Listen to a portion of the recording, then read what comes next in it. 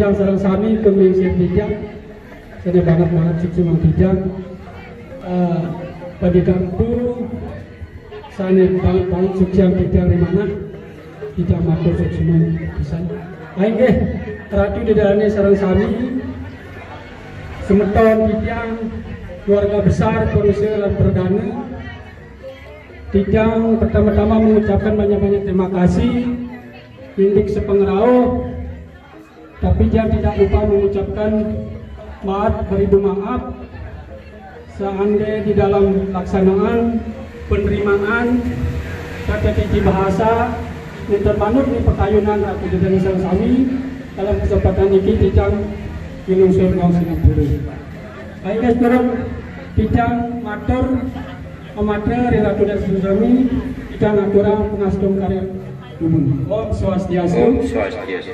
Ayo, kemudian jebos mungkin pandita pacang jagi kawentenan Dharma Wacana sebagai bekal untuk kita di dalam menjalani beragama atau bermasyarakat di lingkungan kita berantau. Akhirnya untuk itu Tidang ngaturan dari panji kampung mangga mempaijak akhirnya untuk itu Tidang ngaturan inggih susema galah katur ing panitia ide bawati jero mangku gede jero mangku lana istri sane banget suciang panitia ketua parisade kecamatan Re. Kebetulan keluarga beliau yang sedang melaksanakan upacara yang kita hormati, Bapak Ibu undangan lanang istri Agung Alit sane tresnesihin panite sedurung panite jagi matur-atur matre kaping aja ngaturan pengastumkan. Om Swastiastu. Atas asung kerda wanugraki desa yang dewasa temas ide betara-betari kawitan ide betara yang guru upacara wididana dan potong gigi dan juga ada upacara pewintenan sari sampun panite puput nguningan atau ngantepan atau puputan. Kesempatan yang baik ini Pandita akan gunakan sedikit memberikan pencerahan khususnya bagi umat sedharma yang ada di Kecamatan Deri, khususnya di Menini ini. Moga-moga ada manfaatnya. Bapak Ibu hadirin yang berbahagia, dari pagi kita sudah sama-sama menyaksikan yaitu upacara widiwidana atau wiwaha dan potong gigi sedang berlangsung saat ini. Di dalam kita melaksanakan agama kita tidak lepas dari namanya ritual atau upacara semacam ini, kemudian etika dan apa. Ini tidak bisa dipisahkan, etika, ritual, takwa. Kalau orang bilang tidak ubahnya bagikan telur, etika itu kulitnya, kuningnya adalah putihnya adalah ritual, kuningnya itulah takwa. Itulah ibarat kita melaksanakan agama kita. Bapak Ibu hadirin yang berbahagia, upacara widiwidana adalah merupakan kewajiban umat Hindu. Karena di dalam beberapa pustaka disebutkan bahwa kita umat Hindu wajib memasuki gre asrama atau pewiwahan atau disebut dengan masamayut nganten. Kenapa? Karena tujuannya itu adalah melestarikan keturunan, yaitu untuk yang paling utama tujuan adalah melahirkan putra putri yang subur. Itu tujuan utama, bukan memuaskan nafsu kita. Kenapa? di dalam ajaran agama kita disebutkan bahwa kita melaksanakan Greh Asta Sama adalah melahirkan putra putri yang seputra. Karena putra putri yang seputra yang dapat mengantarkan leluhurnya dan orang tuanya dari gerbang neraka ke surga loka, bahkan amor itu. Apa makna ini? Yaitu put itu artinya neraka, ra itu nyebrang artinya, maka putra artinya hanya partisan tanah yang bisa menyeberangkan leluhurnya dari neraka ke surga loka, bahkan amor yang cici. Tidak ada orang lain, ya. Tidak ada orang lain berbahagia. Pada satu saat dia kepingin jalan-jalan ke neraka. Sebelum sampai di neraka, dia sampailah di tempat yang namanya jurang. Jurang itu pangkung, kalau bahasa Balinya pangkung. Jurang yang sangat dalam, ditumbuhi bambu petung.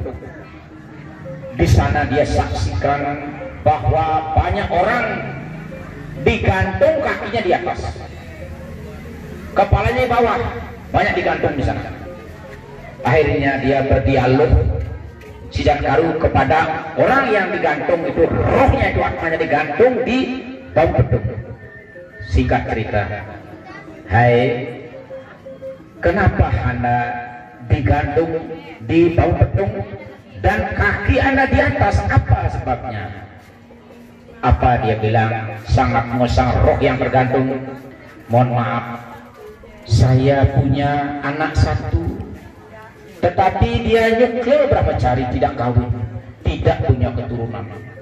Itu makanya saya tergantung di sini di bawah pedung, karena tidak ada yang menyelamatkan diri saya. Akhirnya apa yang terjadi? Si Jatkaru kaget. Dia langsung bertanya, siapa namanya anak Anda? Dia bilang itu yang tadi tanya yang menggantung itu namanya si Jatkaru. Dia bilang, astaga. Dalam hatinya dia tuh orang resi. Dia tidak menunjukkan muka yang kecewa, seorang resi. Astaga, bapak saya menggantung, dalam hatinya kan. Akhirnya singkat cerita, dia pamit pulang. Dia mengumumkan di dirinya bahwa dia akan kawin, tetapi calon istrinya harus namanya sama si Jatkaru, baru dia mau kawin.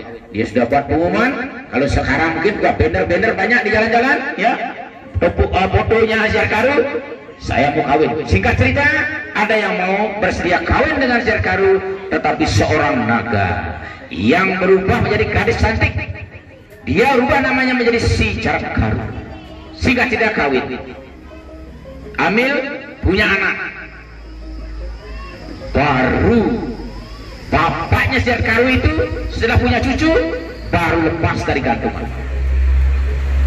Itu makanya kita umat Hindu khususnya yang berasal dari Bali sangat takut tidak mempunyai keturunan, karena di ajaran agama kita, di Adi Parwa yang kita sangat kagumi itu adalah 18 Parwa itu, Parwa yang pertama. Maka kita takut ya tidak punya anak, karena nanti tidak ada yang menyelamatkan kita. Makanya seperti tadi pada kembali bahwa di dalam wiwaha tidak ada lain tujuannya adalah melahirkan putra putri yang subur.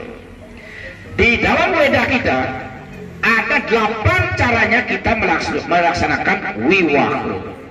Yang pertama disebutkan dengan Brahma wiwaha, yang kedua Dewa wiwaha, yang ketiga Prajapati wiwaha, yang keempat Arsa wiwaha, dan yang seterusnya dilarang, yaitu Raksasa wiwaha. Kita menculik, nyakiti keluarganya, pandung atau dimelarikan tidak boleh. Gandarwa itu menculik, Gandarwa kan menculik dia. Terus pisaca dengan kekayaan, beli, itu dilarang. Nah, yang pada zaman sekarang yang paling tepat dilaksanakan adalah Arsa wiwaha. Apa itu Arsa wiwaha? Tidak lain, si gadis dengan calon suaminya itu sudah sama-sama menyayangi, ya, orang tuanya sudah setuju, sehingga terjadilah kesepakatan pada zaman ini disebut dengan mopatik. Mopatik itu kita selesaikan dulu di rumah perempuan upacaranya, diboyong sang gadis ke tempat laki, diupacarai di tempat laki sekarang. Itu namanya mopatik. Tidak ada proses lagi menjauhan sekaligus waktu ngambil itu menjauh. Itu namanya arsawiwahe. Itulah akan menurunkan putra putri yang suputra. Ganarwawiwahe, raksasawiwahe, pisasawiwahe tidak bisa menurunkan karena caranya kita sudah tidak benar. Maka zaman sekarang sudah banyak melaksanakan seperti tadi, atau yang paling tidak selarian. Orang tua sudah tahu, yang gadis sama-sama cinta, berangkat sama-sama itu selarian namanya. Tidak boleh kita zaman sekarang menculik. Nah yang kedua ingin pada sampaikan, yang ketiga, yaitu landasan orang melaksanakan wiwahe ada 3. Kebetulan beliau ini adalah ketua parisada dan penjuluk supaya disampaikan kepada masyarakat. Satu namanya arta. Arta namanya betul ya? Ya, arta.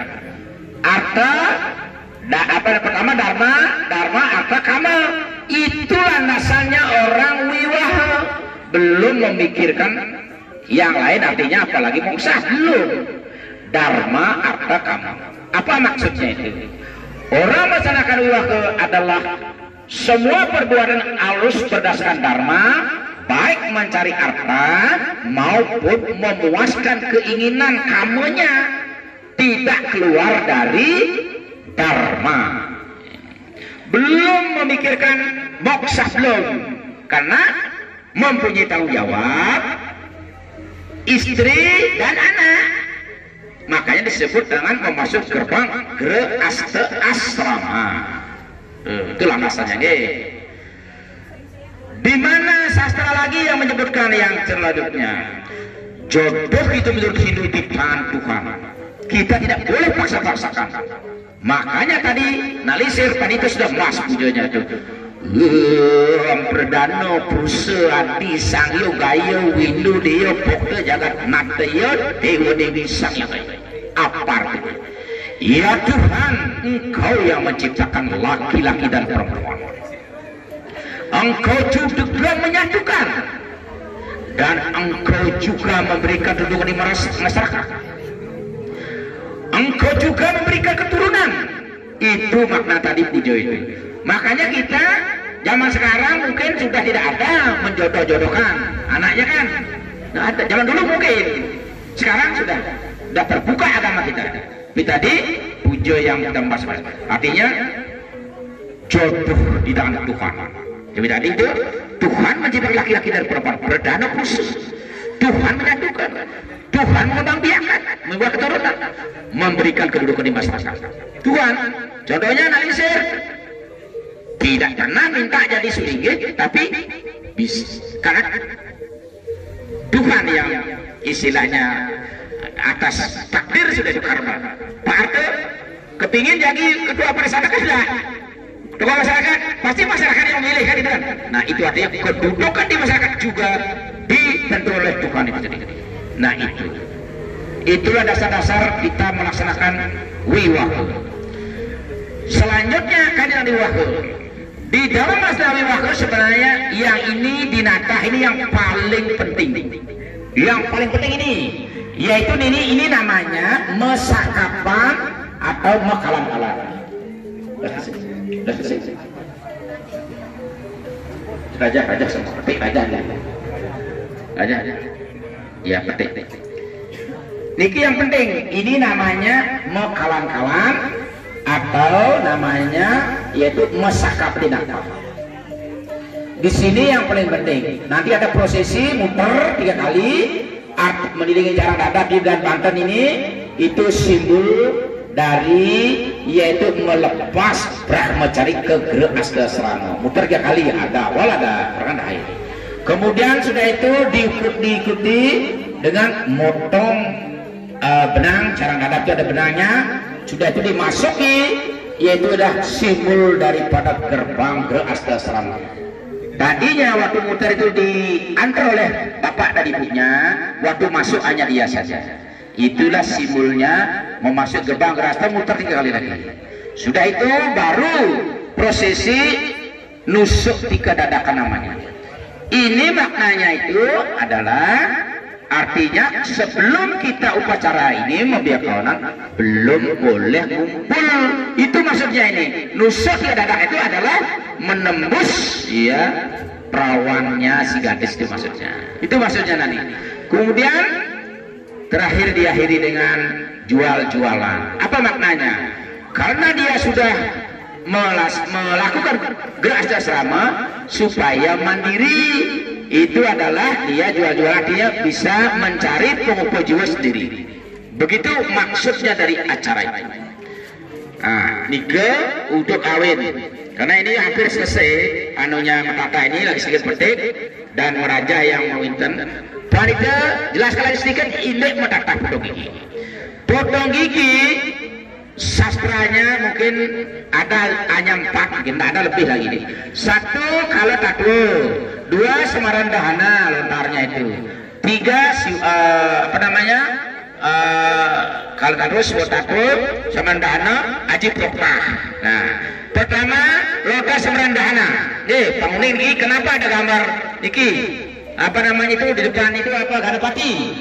Di lontar semaran dahana dijelaskan bahwa ada namanya seorang raksasa namanya Nila Rudraka, sang sakti tidak mati pagi siang, tidak bisa dibunuh oleh manusia oleh dewa. Akhirnya di kayangan di Soroloka panas parum para dewa, siapa kira-kira bisa membunuh raksasa itu? Ternyata singkat cerita yang bisa membunuh adalah putra Siwa yang bisa bunuh. Dicari saudara Siwa, ternyata saudara Siwa sedang beryoga di Gunung Kailasa. Kalau beliau beryoga 5.000 tahun, 500 tahun kan sudah punya putra. Akhirnya Dewa Rapih itu yang gambar Rapih itu diutus pergi ke Gunung Kailasa membawa panah asmara namanya. Sampai di sana singkat cerita ini ditembak begitu temu dengan Siwa sedang beryoga, ditembaklah jantungnya Dewa Siwa dengan panah asmara. Tas kaget, ingat dengan istrinya dan buka mata, di sana ada Dewa Semara yang digambar, langsung mengeluarkan api dari ininya, netranya dibakar Dewa Semara jadi abu. Datang Dewi Ratih mohon dihidupkan, tidak bisa.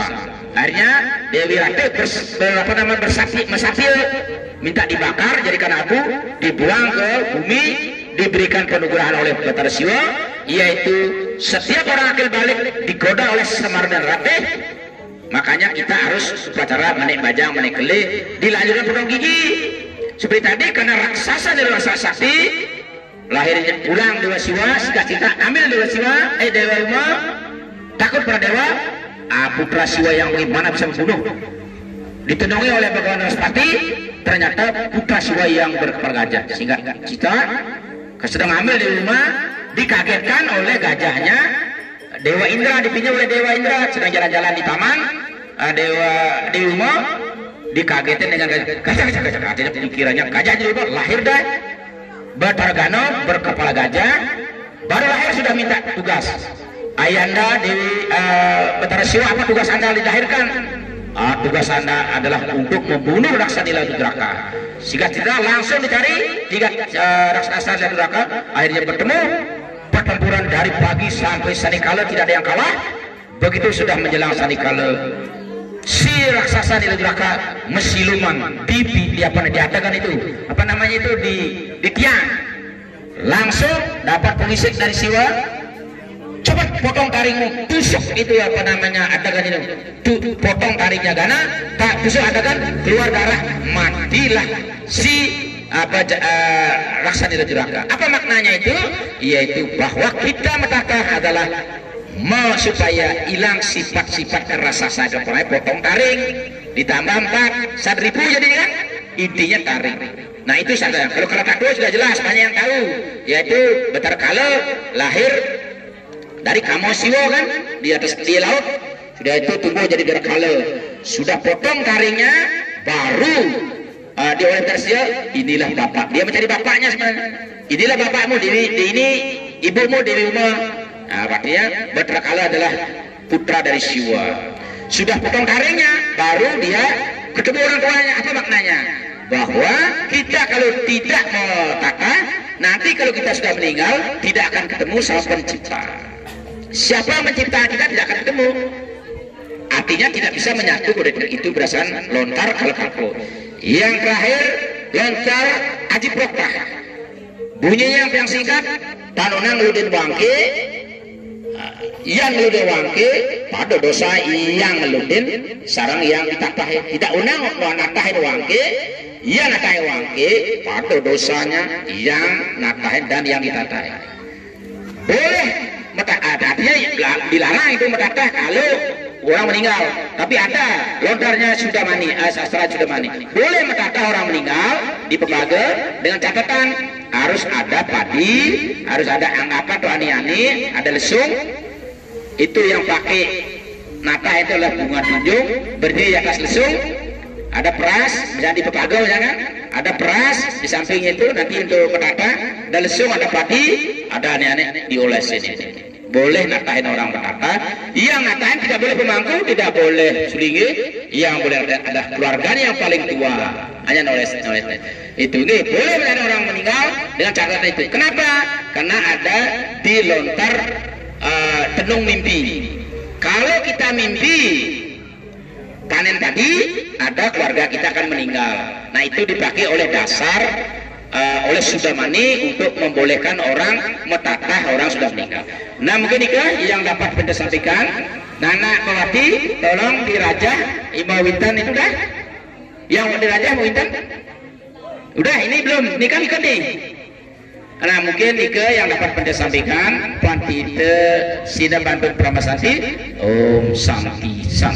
Inggris. Kan itu udah mau Wintan. Laporannya dia kaitan dengan upacara wiwaha dan betapa GG jantos bos. Mumpung ini meter waktu karena niki masih betata lagi 4 orang. Boleh waktu 15 menit.